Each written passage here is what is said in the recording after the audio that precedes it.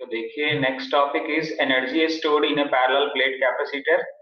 तो हम लोगों ने एनर्जी के बारे में बात कर ली। कौन सी एनर्जी स्टोरेज की बात कर रहे हैं? That is electrical energy, that is electric charge. Basically हम कैपेसिटर में इलेक्ट्रिक चार्ज को स्टोर करेंगे, right, and that is stored in parallel plate capacitor. Parallel plate का मतलब है कि ये दो इस तरह से पैरेलल एक कैपेसिटर की प्लेट्स होती है। यहाँ पर आपको मालूम है कि यहाँ पर डाइलेक्ट्रिक मीडियम फील्ड रहता है, that is capacitor, the device in which we can store the electric charge, that is called electric capacitor, right. इसको हमने एक बैटरी से कनेक्ट कर दिया, सेल से कनेक्ट कर दिया, राइट, पॉजिटिव और निगेटिव, उसको हमने पोटेंशियल फील्ड प्रोवाइड कर दिया, राइट। तो उसके बारे में लिखा है डायग्राम के बारे में। Consider a parallel plate capacitor जिसकी कैपेसिटेंस C है, being charge from a DC source, DC source यानी कि सेल या बैटरी से उसको हम चार्ज कर रहे हैं, of V volts as shown in the figure. तो उसका जो हम सप्लाई दे रहे हैं उसकी कितनी वोल्टेज है? V वोल्ट्स है। If a small charge of BQ is transferred then the small amount of work done is. आपको मालूम है कि चार्ज अगर कहीं डिस्प्लेस होगा तो वर्क डन होगा, है ना। सेल से उस कैपेसिटर तक चार्ज जाएगा, दैट मीन्स की वर्क डन हुआ। स्मॉल, अगर स्मॉल चार्ज ट्रांसफर हुआ तो अमाउंट ऑफ वर्क डन भी स्मॉल होगा, राइट।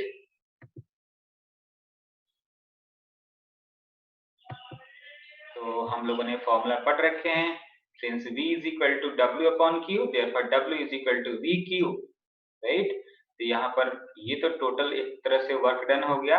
तो स्मॉल वर्क डन के लिए क्या कर दिया हमने? डेरिवेटिव साइन लगा दिया, dW is equal to V dQ, dW is equal to V dQ।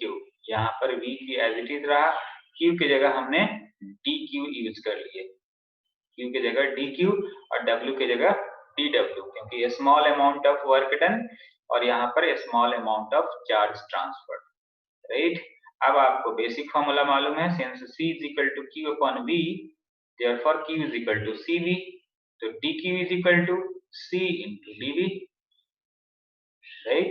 तो ये वैल्यू हम यहाँ पर सब्स्टिट्यूट कर दें तो क्या आ जाएगा? देखो, तो ये जो वैल्यू है dQ is equal to C dV, dQ is equal to C dV, तो यहाँ पर फर्स्ट इक्वेशन में सब्स्टिट्यूट कर देंगे, राइट। तो dW is equal to ये C पहले आ गया, ये V, राइट, और dQ की वैल्यू रख रहे हैं तो dQ is equal to C dV रख देना है। तो V तो ऑलरेडी है तो CV dV, सिंपल सा। तो ये हम लोगों ने क्या कैलकुलेट कर लिए? This is the work done to transfer a small charge dQ, dQ charge को हमने ट्रांसफर करने में वर्क डन कितना की है? dW। Therefore total amount of work done, बहुत ही सिंपल सा, जीरो पोटेंशियल से जो भी लिमिट है उसको हम इंटीग्रेट कर देंगे मैथमेटिक्स के हेल्प से। यही फिजिक्स में हमें हेल्प मिलता है मैथमेटिक्स का, कि उसको इंटीग्रेशन मतलब मैथमेटिकल कॉन्सेप्ट से बहुत ही इजीली कोई भी प्रॉब्लम रिजॉल्व हो जाता है, मिनिमाइज हो जाता है, right. The total amount of work done, इसको हम इंटीग्रेट कर देंगे इस इक्वेशन को, क्योंकि ये स्मॉल है, small amount of work done है, तो टोटल वर्क डन के लिए क्या कर देंगे? इसको हमने इंटीग्रेट कर दिया, दैट मीन्स की सम अप कर दिया। और इंटीग्रेशन कहाँ कर दिया? जीरो से लेकर के V तक, मतलब शुरू में जीरो हमने उसको चार्ज ट्रांसफर किया और लास्ट में पूरा का पूरा हमने ट्रांसफर कर दिया चार्ज, पोटेंशियल पूरा पूरा दे दिया, तो उसको हमने सम अप कर दिया। तो W is equal to capital W is equal to zero integration zero to V dW। ये dW की वैल्यू कितनी है? ये है, यहाँ पर रख दिया CV dV, ये EV dV नहीं है, CV dV, राइट। तो इंटीग्रेशन आपको मालूम है, क्योंकि कैपेसिटेंस उसकी कैपेसिटी तो फिक्स है, वो कांस्टेंट है।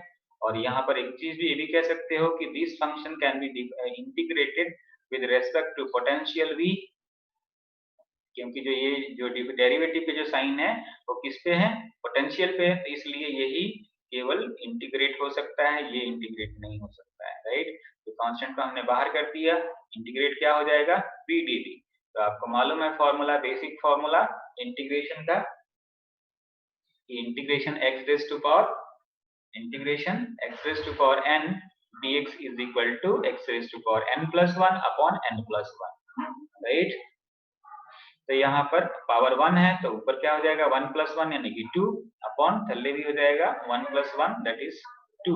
तो v²/2 ये c तो कांस्टेंट था बाहर है इधर रख दिया, लिमिट हमने इसमें अप्लाई कर दिया 0 to v, राइट। तो एक बार हम v की जगह v रख देंगे और माइनस एक बार 0 रख देंगे। 0 अगर रख देंगे तो टोटल टर्म 0 ही हो जाएगा, तो उसका कोई सिग्निफिकेंस ही नहीं है। तो c तो एज इट राइट आई, तो ये v²/2 into c, that is half cv²। so that total work done is half cv², right? total work done is half cv², right? work done का formula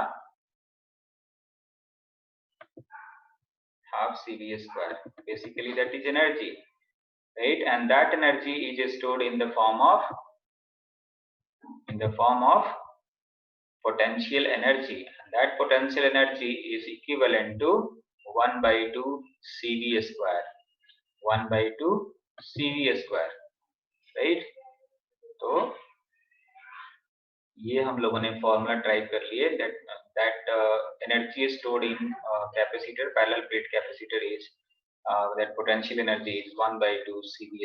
तो उस energy किस पे depend करता है, उस कैपेसिटेंस पे डिपेंड करता है और उस पोटेंशियल पे डिपेंड करता है, उसकी कितनी कैपेसिटी है और उस इसको कितना हमें सप्लाई प्रोवाइड कर रहे हैं, राइट। तो ये ध्यान रखिए, बहुत ही इंपॉर्टेंट फॉर्मूला है। मेरे को मैसेज भी आ गया नेक्स्ट लेक्चर का, इसको तैयार कर लीजिए। ये मैं आज गूगल क्लासरूम पे यहाँ तक नोट्स अपलोड कर दूंगा। कल इससे कहीं इंपॉर्टेंट डेरिवेशन हम करने जा रहे हैं, कल मैं ट्राई करूंगा कि ये अपना यूनिट फिनिश हो जाए, राइट। फिर अपन हमारी कल करेंगे, राइट। कोई डाउट होगा तो कल पूछ लीजिए, राइट। बाय।